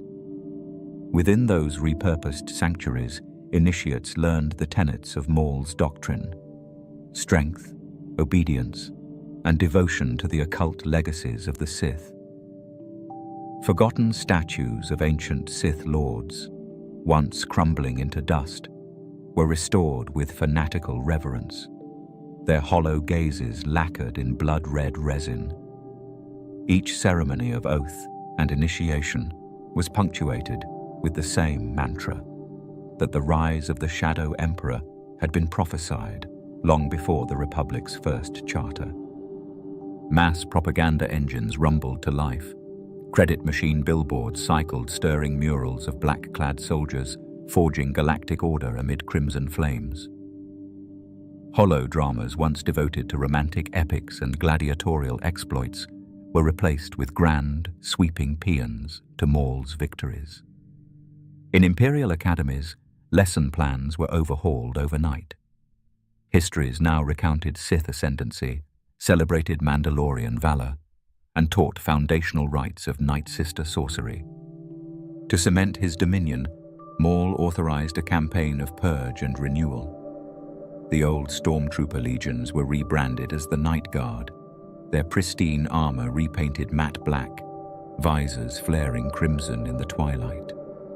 Key planetary governors, suspected of wavering loyalty, were replaced with shadow consuls, trusted lieutenants drawn directly from the command conclave. Public monuments celebrating the Republic or Empire's prior glories were demolished, their ruins repurposed as training grounds for the future enforcers of Maul's reign. By dusk, Coruscant had become a city transformed. The blood-red glare of ceremonial pyres painted the avenues with lurid shadows. Dark banners loomed from every tower, snapping in the rising night winds. The atmosphere resembled a funeral more than a festival, a burial not just of leaders, but of ideals. As the final ceremonial torch guttered and died on the horizon, Maul's silhouette remained unmoving upon the obsidian throne. His hood cast deep shadows over his face, but his yellow-red eyes glinted beneath with savage purpose. The empire he had reshaped stood ready, not born of hope or unity, but of shadow, fire, and indomitable will. A new dawn had arrived, and it carried with it the eternal night. In the grey hours before sunrise, the Shadow Emperor's edict crackled through the holonet networks spanning core and rim. Stormtrooper battalions, now rebranded as Sith Guard, mobilized with ruthless precision. Abandoned temple courtyards echoed with silence, their ancient spires bathed in the sightless glare of floodlights. Where once Jedi masters had walked in tranquil contemplation, only the click of armored boots and the hiss of electrostaffs remained. The purge had begun. Across dozens of systems, worlds loyal to the Empire received coded transmissions. Locate and eliminate all remaining Jedi. Secret registers were compiled in hidden data vaults, identifying Force-sensitive individuals by signature and lineage. Within minutes, Sith stormtroopers breached monastic citadels on Dantooine and Ilum. Their black armor bore crimson accents, each helm reflected by the glint of drawn electro-chain whips. No plea of sanctuary was spared, no secret tunnels remained secret. On Coruscant's lower levels, a mansion that once sheltered a Jedi Council member lay surrounded by haze. stormtrooper squads fired concussion grenades into inner chambers, where scattered holocrons dimmed beneath ruined statues. A single consular master, cloaked in scholar's robes, slipped out through a shattered wall, guided by the Force toward a forgotten catacomb. Outside, patrolling droids scanned the darkness with red beams, oblivious to the fleeing figure. Far from Coruscant, the spires of Ossus, Dantooine, and Lothal saw their ancient libraries burned. Shrines that had held lightsaber relics were desecrated, holocrons melted into lava-like embers. Jedi survivors, knights, masters, even children, scattered into hiding.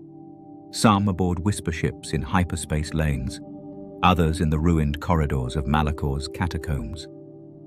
The galaxy's heartbeat grew ever fainter with each fallen sentinel of light. Among those who escaped was Knight Sora Tellis, whose scarred saber sheathed once more behind her belt.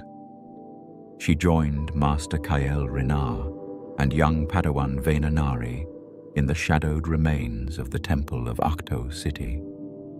There, they whispered the old hymns in broken murmur, weaving illusions of presence to fool pursuing steel. Each day they drifted deeper into the jungle's embrace, training their senses against the paranoia that stalked every step. As Jedi ran, allegiances shifted.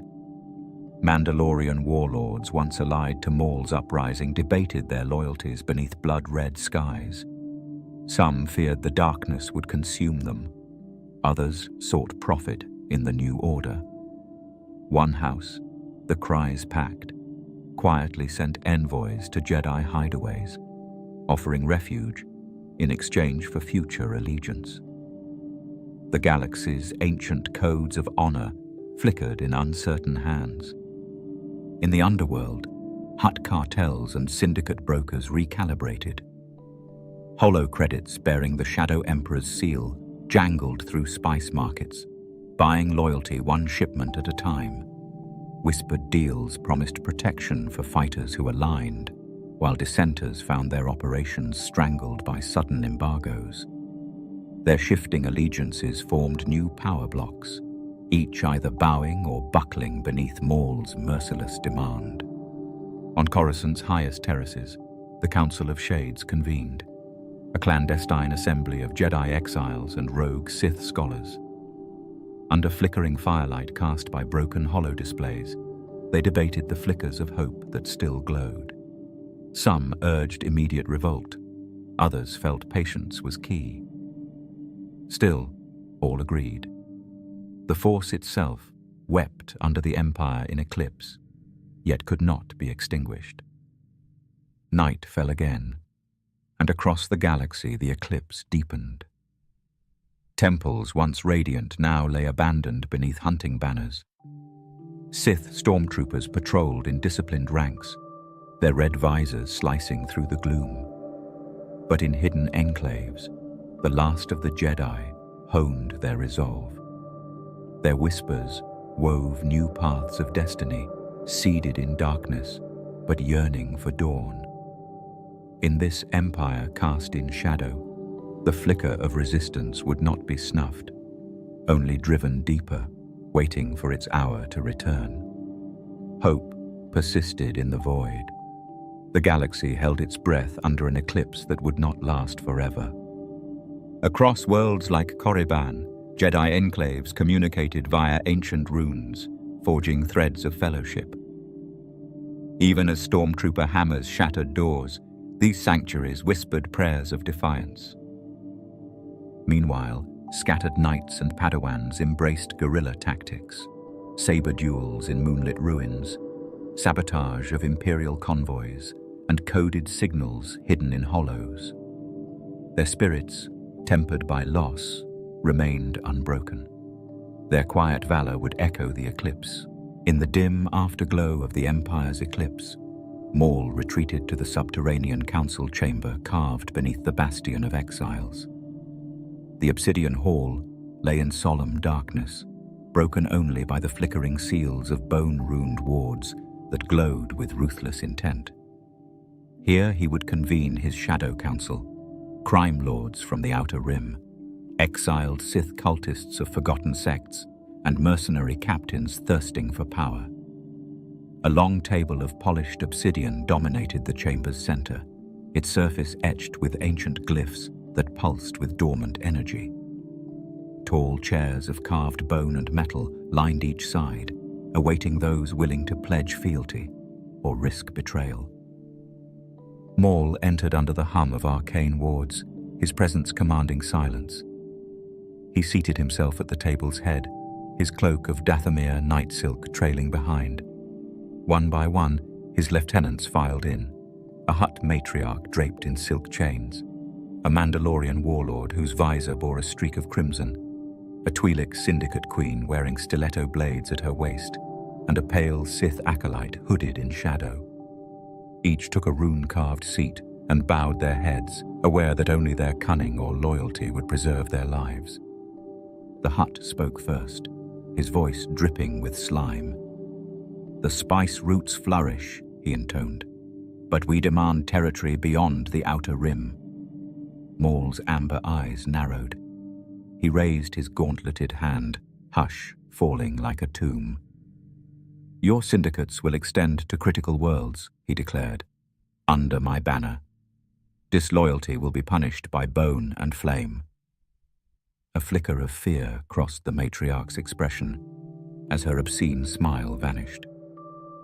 Next, the Mandalorian warlord leaned forward, tapping Beskar plates. "Our clans require sanctuaries and honor codes in the new order," he urged, voice steady as drawn steel. Maul gestured to a runic seal at the table's edge. "Your protectorates will be recognized," he replied, "but betray that pact and forge your own tomb within these halls." The warlord's helmet gave a solemn nod, metal echoing on obsidian. The Twi'lek queen's painted lips curled. "The underworld demands a share of every heist and shipment. We will not be overlooked." Maul's voice, low as volcanic ash, replied, "Your profits will fund my fleets. Overreach, and you'll find those profits, and your lives, dissolved in acid pits." The Queen's Leku twitched in reluctant compliance. At last, the hooded acolyte rose and presented a fractured Sith holocron. "Our cultists yearn for lost rights," she whispered. "Grant us the ancient tomes buried on Malachor." Maul's expression flickered. He tapped runes upon the table's surface, illuminating a hidden compartment. "These relics will be yours once the Jedi purge is complete. Prove your faith by eliminating the last council cells." Throughout the assembly, tension shifted like living shadows. Alliances were tested as loyalties fractured under Maul's ruthless edicts. Whispers of betrayal curled through the chamber, each promise weighed against fear of swift retribution. The seals overhead sputtered, as if breathing in their hunger for devotion. Finally, Maul stood. Lightning-scarred columns flickered in the chamber's gloom as he raised his double-bladed saber. Its red arcs danced across polished obsidian, reflecting in every beady eye. "Go forth," he commanded. "Set your plots into motion. Let no one stand against the Shadow Emperor's will." One by one, members rose, their footsteps echoing on rune-carved stone. Each departed through arched doorways lit by crimson glyphs, leaving behind the hum of shattered alliances. Maul remained, the final sentinel at the obsidian table, as the flickering seals dimmed. In that silent moment, the Shadow Council's power coalesced. Its members dispersed into the galaxy's dark underbelly, carrying Maul's verdicts and venom. Intrigue and betrayal had found a home in the basalt halls, and nowhere, no holocron vault, no Senate spire, no hidden enclave, would be safe from the Shadow Lord's gaze. Beyond these walls, the galaxy trembled at the prospect of unified darkness, as Maul's fledgling empire stretched its claws across star systems relentlessly. With the Shadow Council's decrees echoing through clandestine channels, Maul's mechanized legions prepared to enforce his will. Vast columns of siege walkers, bristling with turbo laser batteries and missile racks, advanced across Kuat's orbital ring. Below, hangar doors sealed shut as blinking warning lights flickered across asteroid-shaped shipyards. In the looming shadow of colossal star destroyers under construction, Maul's edict was about to be written in fire. Dropships thundered through polluted skies, disgorging waves of dark-clad stormtroopers and battle droids into the sprawling dry docks. Their black armor bore crimson insignias. Their movements were precise, synchronized by an unyielding command grid. Each unit carried demolition charges and incendiary grenades, ready to reduce Kuat's legendary assembly lines to smoldering wreckage. No negotiation would be permitted. On the ground, engineers and shipwrights scrambled to defend their constructs. Prototype cruisers braced on supports, cobalt steel hulls glinting beneath flickering floodlights. Workers armed themselves with blaster carbines and energy shields, forming desperate lines along maintenance gantries. But they faced the hammer of Maul's mechanized legions, impervious walkers that strode over barricades, their cannon fire peeling away plated hull sections as easily as rust flakes. The siege began at dawn. Siege lasers carved brilliant arcs through haze-choked air, slicing through dry dock supports. Firestorms roared upward as ruptured fuel lines ignited, showering the night sky with molten droplets. Smoke choked the air, stinging eyes and nostrils.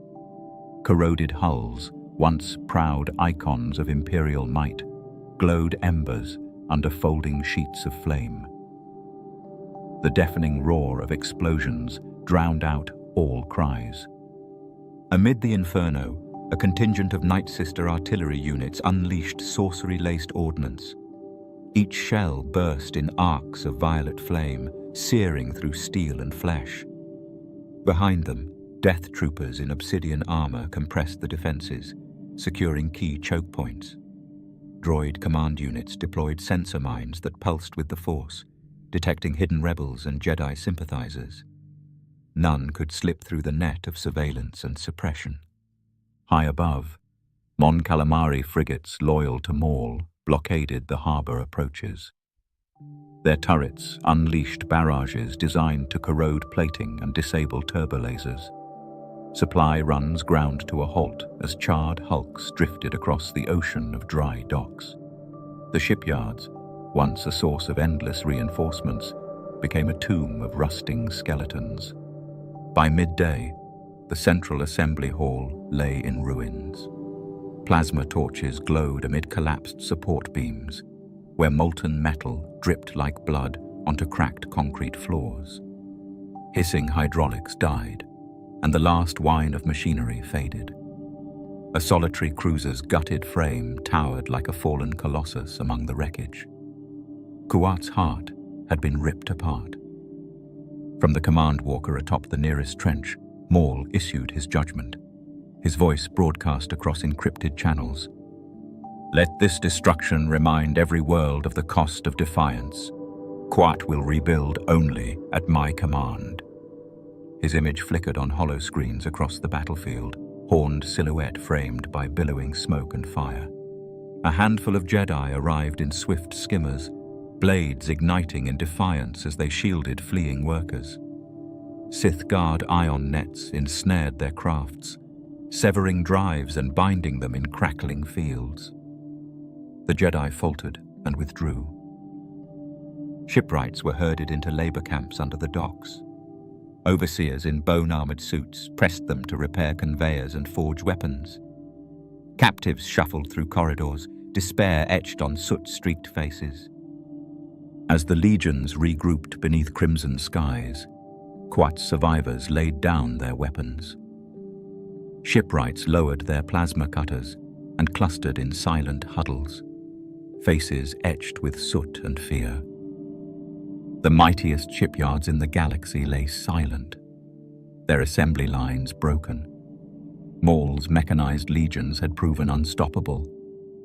In the aftermath, firestorms danced across corroded hulls, and smoking assembly lines stood as monuments to a new era. The galaxy whispered Maul's name in dread. His reign of Scorch was not merely a display of power, it was a promise that his rule would burn brighter and hotter than any sun. The fires of Kuat had not yet cooled when Maul turned his gaze inward, retreating to the hidden vaults of Malachor. Beneath the shattered peaks and endless obsidian plains, he paced through ruined Sith temples, their fallen spires now half buried beneath dunes of ash.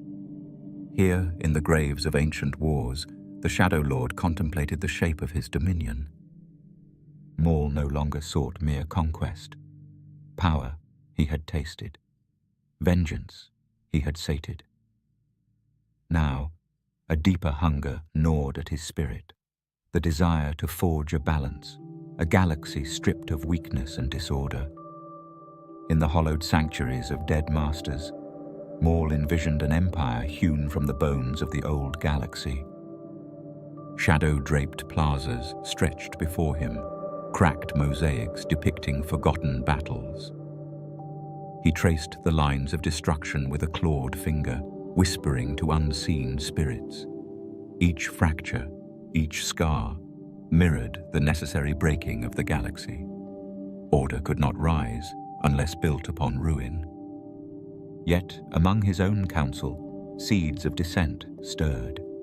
Black Sun Lords, once obedient, began questioning the endless sieges. Crimson Dawn agents whispered that too much ruin would leave nothing left to rule. Even among his loyal Night Sisters, murmurs spread, visions of an empire suffocated by its own ash. Tensions came to a head in the heart of the Temple of the Final Voice. Around an ancient sacrificial dais, Maul convened his lieutenants beneath a vault roof blackened by centuries of smoke.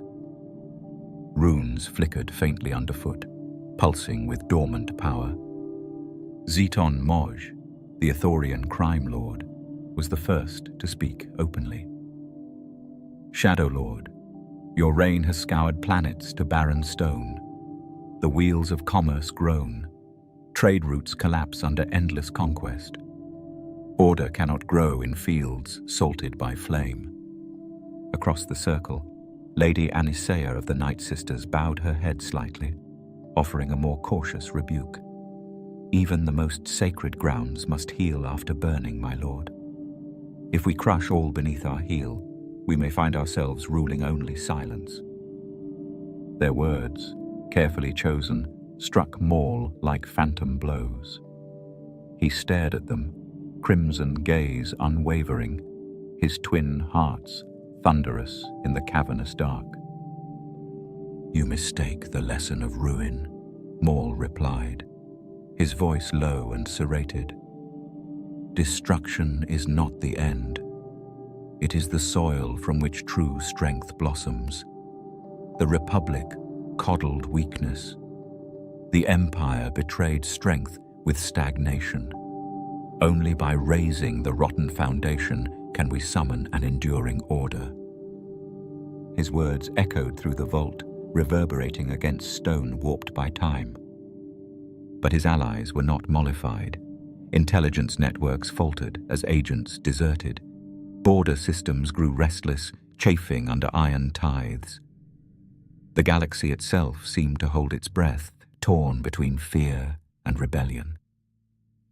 In a solitary vigil atop the temple's crumbling highest spire, Maul wrestled with doubt. Below, the ruins sprawled like a graveyard of dreams. Here and there, black banners still flapped weakly in the scalding winds, but he could no longer deny the cracks forming within his vision. The stars, once beacons of conquest, now glared down as silent judges. It was then that Maul summoned a conclave, not to crush dissent, but to forge a new path through it. Each ally would be tested anew, not by blind obedience, but by their willingness to adapt to the evolving will of the Shadow Lord. Some would bend, others would break. From the shattered mosaics of ancient wars, Maul drew strength. Balance would come, but only through relentless trial, a forging fiercer than any before.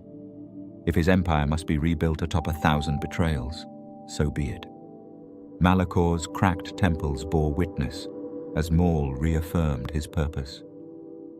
The galaxy would kneel not before a tyrant of ruin, but before a master who wielded destruction as an architect wields a chisel, one who shaped ruin into unbreakable foundation. In the silent plazas where only dust stirred, Maul's vow etched itself into the stones. Balance was not peace. Balance was survival through endless crucible. And his crucible had only just begun. Even as Maul reforged his fractured council in the vaults of Malachor, the outer rim seethed with fresh defiance.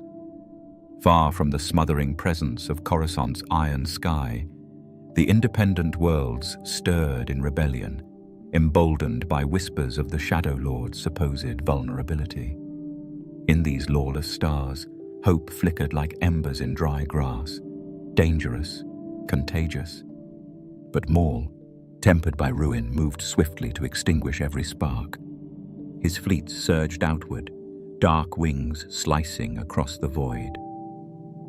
Sith stormtroopers, now bearing crimson-tinted armor, descended upon rebellious systems with brutal precision. Pirate kings who once cheered Maul's rise now found their strongholds turned to ash. Planetary governors who dared hedge their loyalty were dragged in chains before the new tribunals of the Empire. Yet it was on Mandalore, beneath the blood-orange skies of Sundari, where the greatest challenge waited. The ancient city, its dome fractured during past wars, had become the heart of a brewing rebellion. Remnants of Deathwatch, proud and scarred, had unified under the battered sigil of old Mandalore, clad in gleaming Beskar and wielding jetpacks like avenging spirits. They vowed to cast down the Shadow Lord who once ruled them through fear. For Maul, the betrayal cut deeper than most. He had once worn the loyalty of Mandalore as a mantle. Now, it was a blade turned against him. And so he came personally to reclaim it. The battle over Sundari ignited like a sunburst. Jetpack dogfights tore through the air above the city's broken domes. Mandalorian warriors, their armor etched with ancient runes of defiance, rained blaster fire from the sky. Below, desert dunes burned under the relentless bombardment of Maul's mechanized legions. AT-DT walkers thundered across the wastelands, their footfalls shaking the sands into angry clouds. Maul himself led the charge, descending from orbit atop a black-winged shuttle, his double-bladed lightsaber casting arcs of crimson fury. He moved like a wraith through the battlefield, sundering jetpacks mid-flight, dragging Mandalorians from the sky with crushing force grips. Each fallen warrior left a smoking crater among the dunes, another testimony to his unyielding will. The rebels fought ferociously, with the desperate courage of those who had nothing left to lose.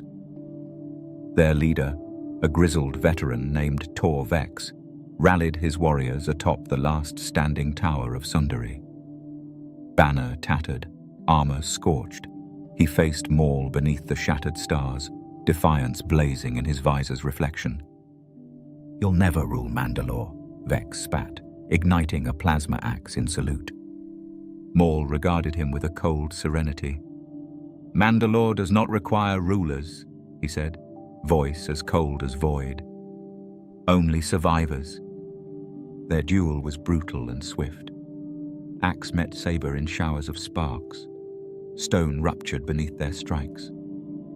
In the end, Maul drove his blade through Vex's heart, lifting the dying warrior into the desert winds before casting him down. With their leader slain, The rebellion crumbled within hours. Sundari's great dome, once a gleaming beacon of Mandalorian pride, now stood blackened and broken. Fires licked its crumbling spires, while stormtroopers bearing the sigil of the Shadow Lord hoisted black banners above the ruins. In the streets below, the surviving Mandalorians were rounded up. Some pressed into Maul's service, others made examples in the charred plazas. Maul stood atop the highest ruin, surveying the desolation. The outer rim would not soon rise again. Fear, not loyalty, would hold the territories now. He turned away from the burning city, cape whipping in the scorched winds. His next campaign awaited, one that would test his dominion against a far more insidious threat. The quiet gathering of scattered Jedi and rebel cells, hidden like seeds beneath the ash. The galaxy's embers were not yet fully stamped out, and so the Shadow Lord marched onward, relentless as the tide.